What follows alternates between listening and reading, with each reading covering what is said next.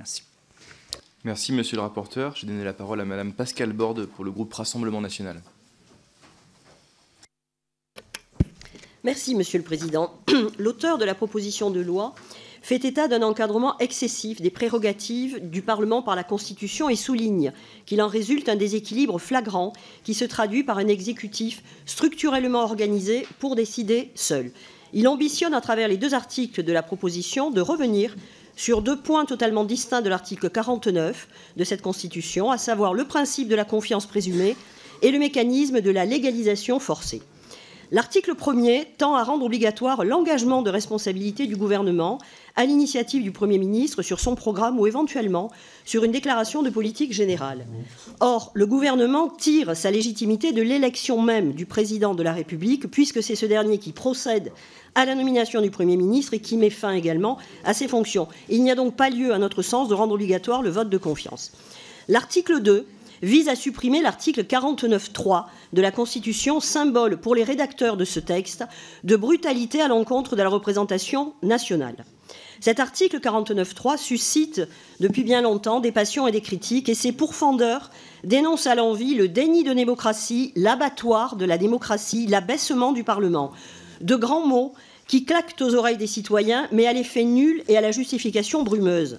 Effet nul, car dénoncer haut et fort une procédure et un texte n'égalera jamais des actes politiques en cohérence avec les mots, à savoir le vote et le dépôt d'une motion de censure, enfin le dépôt et le vote, pardon, d'une motion de censure portant sur un texte combattu et décrié. Or, les calculs politiques de certains les conduisent par idéologie à ne pas voter les motions de censure déposées par d'autres groupes. Par ailleurs, en dépit des critiques multiples, l'article 49.3 n'a jamais été supprimé, car ses opposants d'aujourd'hui n'ont pas manqué d'y recourir lorsqu'ils étaient au gouvernement. Ainsi, en 2006, François Hollande déclarait au moment de l'usage du 49.3 pour l'adoption du CPE par Dominique de Villepin, je cite, « Le 49.3 est une brutalité, le 49.3 est un déni de démocratie, le 49.3 est une manière de freiner, d'empêcher le débat parlementaire. Mais une fois au pouvoir, sa majorité l'utilisera à 6 reprises. » L'article 49 est le garant d'un nécessaire équilibre entre les différents pouvoirs. Si l'alinéa 3 a été retiré, resterait seulement un pouvoir unilatéral de l'Assemblée sur le gouvernement sans aucune contrepartie. Une capacité de l'Assemblée de retarder, voire de bloquer toute action du pouvoir exécutif pour des motifs potentiellement contestables et que l'exécutif ne pourrait contrebalancer. La supposée dialectique du discours au sein de l'Assemblée, censée justifier l'aptitude du Parlement à faire émerger ce qu'on peut appeler de bonnes lois, ne résiste pas à l'épreuve du réel. D'aucuns, pour de mauvaises raisons qui n'ont que peu à voir avec l'intérêt du débat, ont fait le choix de faire de l'obstruction systématique en déposant des milliers d'amendements, de sous-amendements, en multipliant les rappels au règlement qui n'en sont pas, contrevenant ainsi eux-mêmes à l'expression du fait démocratique dont ils se prétendent pourtant les ardents défenseurs. Le 49.3 n'est pas antidémocratique, il est un outil constitutionnel au service de la démocratie. Certains personnages politiques contemporains, en revanche, ne sont peut-être pas à la hauteur de notre Constitution. C'est peut-être pourquoi ils cherchent constamment, voire pour certains, à la remplacer. Je ferai mien les mots de Jean-Louis Debré, pour qui ce qui pose problème, ce n'est pas l'article 49.3 en lui-même, car il est la résultante de notre Constitution de 1958, approuvée par référendum, à l'époque c'était possible. C'est plutôt l'image renvoyée par l'exécutif en ayant de façon abusive recours à l'article 49.3. Dès lors, ce n'est pas parce que le gouvernement s'est livré ces derniers mois à une utilisation dévoyée de ce mécanisme, en y ayant recours de façon excessive, que cet article ne conserve pas pour autant son utilité pour l'équilibre des institutions en évitant des situations de blocage prolongé. Le groupe Rassemblement national votera contre ce texte. Monsieur Antoine Léaumont pour le groupe La France Insoumise. Merci, Monsieur le Président. Eh bien, ma foi, les masques tombent. Le Rassemblement national défend le 49.3 et nous allons donc vous proposer, nous, de le supprimer. Car en utilisant les 49.3 à répétition sur le budget de l'État, Emmanuel Macron fait pire que Louis XVI.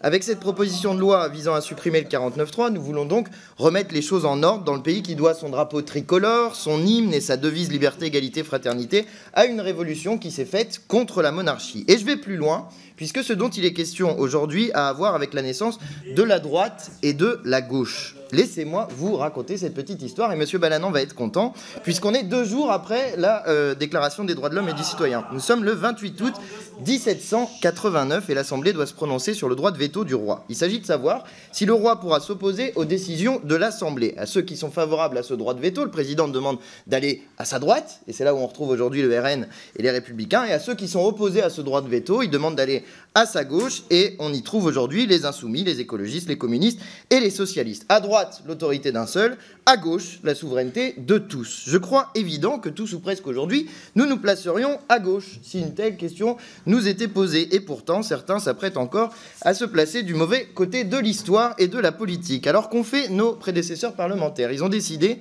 de donner à Louis XVI un droit de veto suspensif, sauf sur une question, les questions budgétaires. Or, Macron, en utilisant sans arrêt des 49.3 sur les questions budgétaires, fait donc pire que Louis XVI. Et aujourd'hui, nous vous proposons d'affirmer votre pouvoir de parlement souverain face à ceux du monarque républicain en supprimant le 49.3. Alors bien sûr, pour nous, insoumis, c'est insuffisant, puisque nous proposons une 6e république avec une intervention populaire permanente, le référendum d'initiative citoyenne pour proposer une loi, l'abroger, ou bien dégager un élu en cours de mandat dont on n'est pas satisfait. Mais supprimer le 49.3, ma foi, ce serait déjà ça, puisque pas de 49.3, pas de retraite à 64 ans, pas de 49.3, pas de coupe budgétaire dans l'école et l'hôpital, bref, pas de 49.3, pas de coup de force contre le peuple. Que sommes-nous, collègues? Les paillassons de la volonté d'un seul, ou bien l'expression de la souveraineté du peuple? Notre Constitution est claire à ce sujet. Article 3, la souveraineté nationale appartient au peuple, qu'il exerce par ses représentants et par la voie du référendum.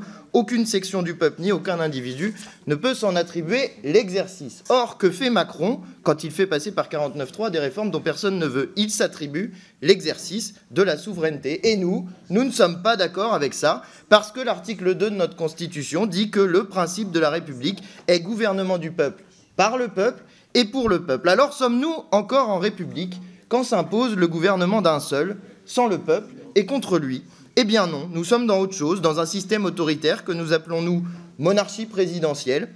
Et le 49.3 est peut-être constitutionnel, comme vous vous plaisez à le rappeler, mais il n'est ni démocratique, ni républicain. Et c'est bien la raison pour laquelle nous vous proposons de le rendre non constitutionnel en le supprimant de la Constitution. Aujourd'hui, collègues, vous pouvez faire honneur à la France républicaine, à son drapeau, à son hymne, à sa devise. Mais on voit que le Rassemblement national n'est pas très intéressé par cette idée. Pour cela, c'est très simple. Il faut voter la suppression du 49.3. Et il faut moins de courage pour le faire que Mirabeau affirmant devant l'envoyé du roi « Nous sommes ici par la volonté du peuple et nous n'en sortirons que par la force des baïonnettes. » Nous tous ici, nous sommes là par la volonté du peuple. Et il est plus que temps de faire ce qu'il attend de nous, servir loyalement sa volonté. Députés insoumis, fidèles à la longue histoire de la patrie républicaine des Français, nous le ferons. Et vous, on a compris que le Rassemblement national défendait et le 49.3 et le 49.1, c'est-à-dire la possibilité pour le gouvernement de gouverner sans l'assentiment de l'Assemblée. Eh bien nous sommes des républicains et des Français convaincus de cette histoire républicaine. Nous voterons donc la suppression de l'article 49.3 et la modification